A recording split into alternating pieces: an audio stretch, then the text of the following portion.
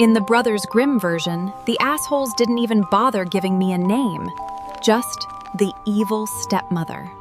In the cartoon version, they painted me green, gave me purple eyeshadow that hadn't been fashionable since the Black Plague, and called it a day. At least they kept my cheekbones. I could cut a man with these. I have, actually. Long story. Tell you later. With wine. Both versions agree on one thing.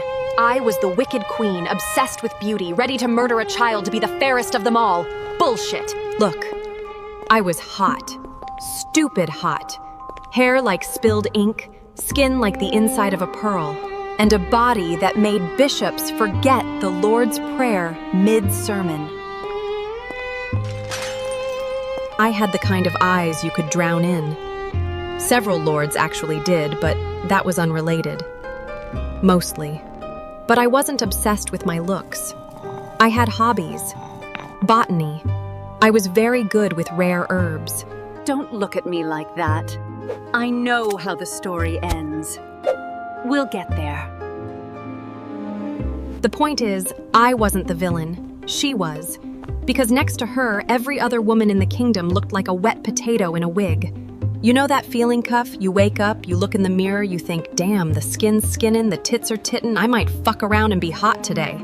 The funniest part, she was never a victim. She was a pathological clean freak with a god-tier need to be liked and the moral compass of a wet eel. Nobody asked her to sing to birds or sweep other people's floors. That was her own fucking decision.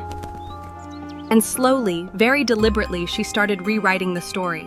First sweet girl, then poor orphan, then innocent martyr. For the record, I never wanted to eat anyone's heart. I would rather get railed by a horse than chew on that. My name is Regina, and I came back from the dead to tell you how Snow White pulled off one of the greatest cons in fairy tale history. All built on lies. Except the apple.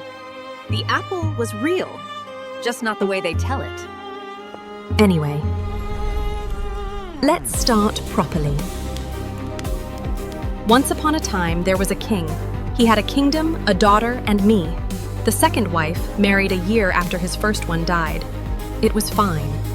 As fine as it gets when your husband is twice your age. His knees crack every time he sits on the throne. Then one morning, he announced he was going on a crusade.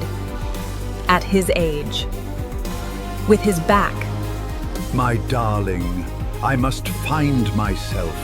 This royal life is suffocating my soul. I need to feel the wind, hear the clash of steel, see distant lands. You cannot tell a sword from a fork. And you get lost in your own castle when the signs are taken down. Don't wait for me. And tell my daughter that Daddy went on a business trip. I hope you find yourself, balls deep, in something far away. And don't come back until you do. I wasn't surprised.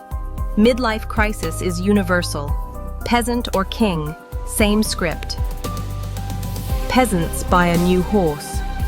Kings start a war and fuck a barmaid named Greta. Fine. Technically, the kingdom was now mine. Regency, anyway. The princess was 12.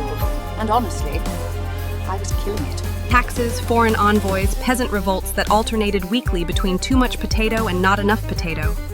I had a sister, Magdalena. Magdalena. I need a list of treasury expenses for the last month. Of course. Right now in the treasury, we have 3 cats and an owl. What? Magdalena. The treasury cannot have cats in it. Why not? They guard the gold from mice. From what mice? It is gold. The mice don't know it's gold. They think it's cheese. You know what shape our ingots are? Rectangular. And cheeses. Magdalena. Get out!